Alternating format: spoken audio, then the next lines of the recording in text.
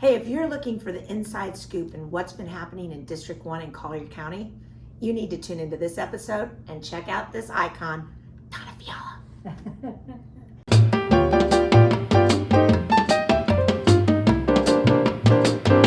Really, Mary?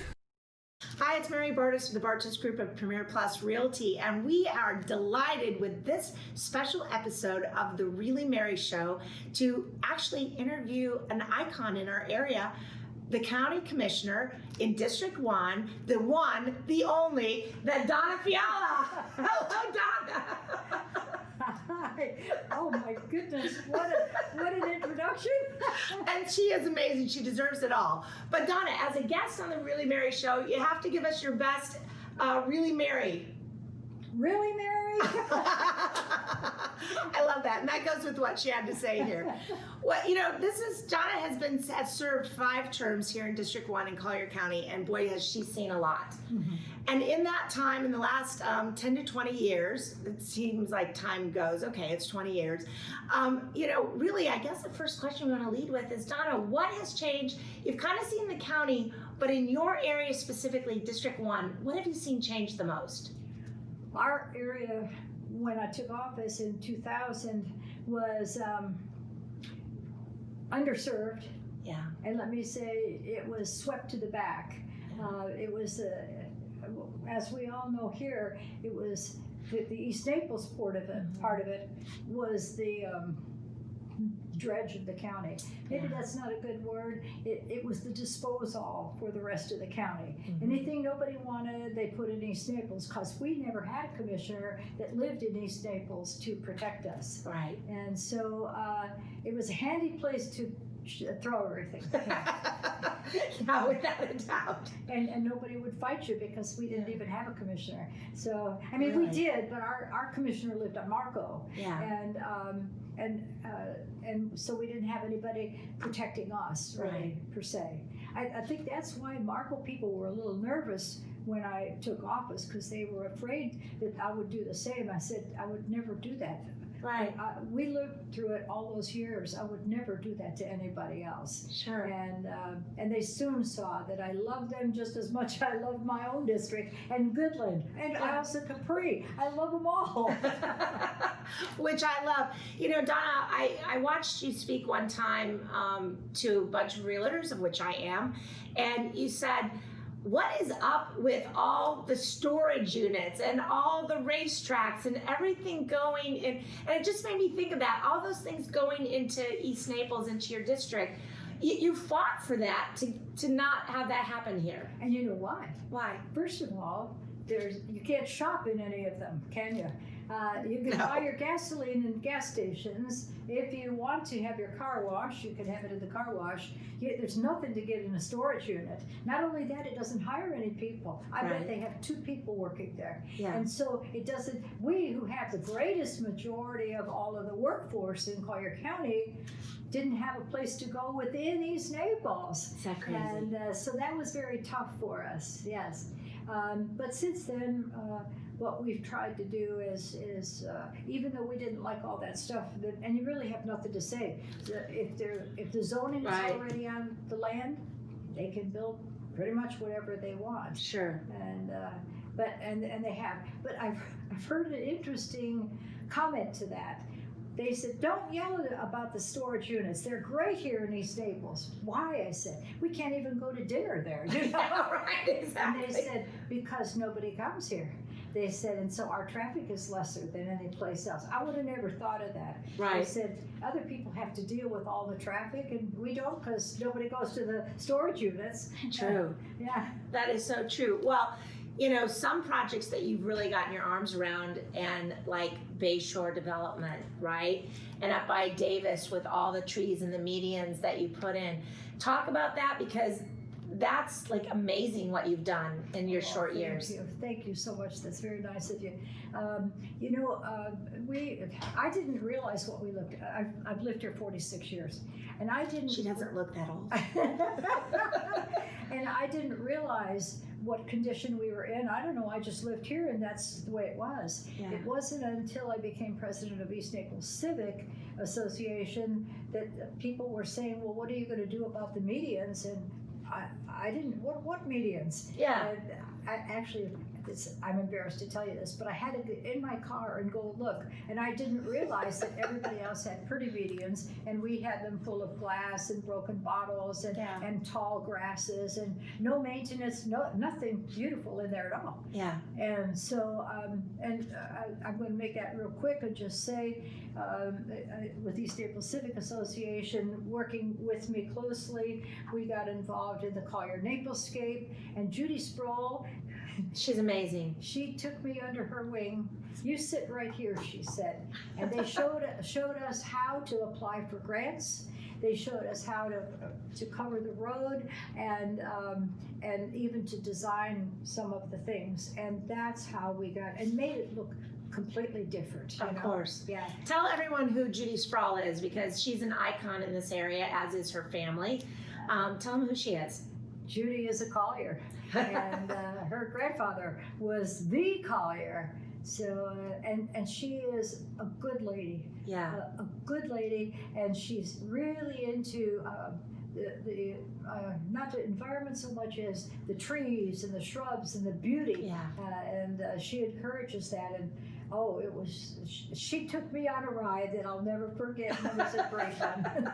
Well, so many rides you've been on, I'm sure. Oh, no. You know, I mean, talk about getting the pickleball. I mean, that had to have been quite an amazing thing. You know, when they came into my office, it's a funny story. These people came into my office I'd never laid eyes on before, and they wanted me to help them get pickleball to the area. And I'm thinking, pickleball, what are they talking about? What is this game, right? I was too embarrassed because they all knew what they were talking about. I thought I must be the only one that doesn't know about pickleball. And so as they talked about it, and then they said, well, would you want to come and see it? And I said, yeah. Now I would find out without having to divulge the fact that I didn't know a thing that they were saying. And so we went right over here to the park, and I couldn't believe that. And they had cleaned up the park. Our park was in just terrible shape compared to the other parks in Collier County. And they had cleaned it all up. Everything looked so nice, and they were playing. A whole bunch of people were there. There were a couple hundred people over at this park, and I'd never even heard of what they were doing and all this noise. Have you ever heard of pickleball? Yeah. Oh man, it makes you noise. I thought it was a wonderful sound myself. I love it. And so I said, I'll help you. I'd love to do that. And from there, they came in with a thunder and a lightning and really making a splash. And it was fun to be a part of it. I'm not a player. I'm not good at anything like that. But I am good at helping to promote something that's good for the community. And that is something that we are going to totally miss, because you know, we're sadly saying that this is you're in a few days, we're here before the election in 2020, you're not going to be in this spot. Donna, can you give everybody a little thought of what your life is going to look like after? Because this has been my life for 20 years, it was very hard to make the decision and then to figure out what I'm going to do. Mm-hmm. But I can't just go home.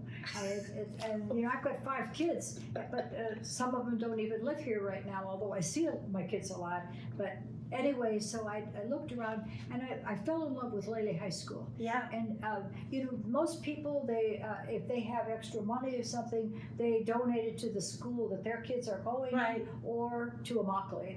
Immokalee gets a lot of money, but nobody donates to the Lele High School kids. Yeah. And I thought, I never even read about them. And here they are. They have a flying program.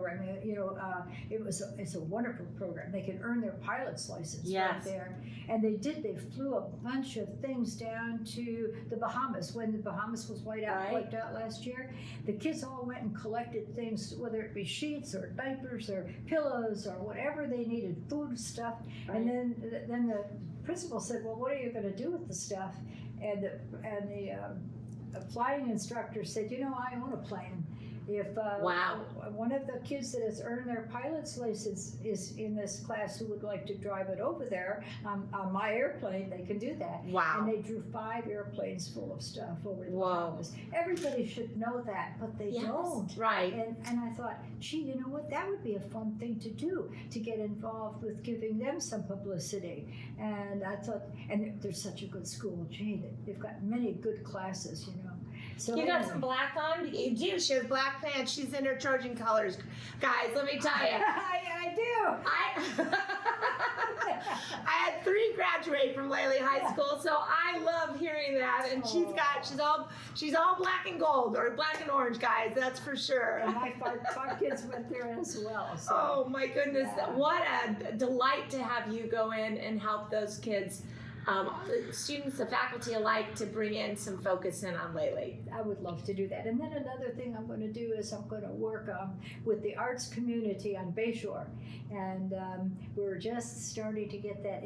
There's a marriage going on right now between the United Arts Council and the Cultural and Performing Arts Center. Wow. And we're going to make them one, give them an office on Bayshore. And they were wanting to get together with the committee to help move forward. So I said I would be delighted to do that.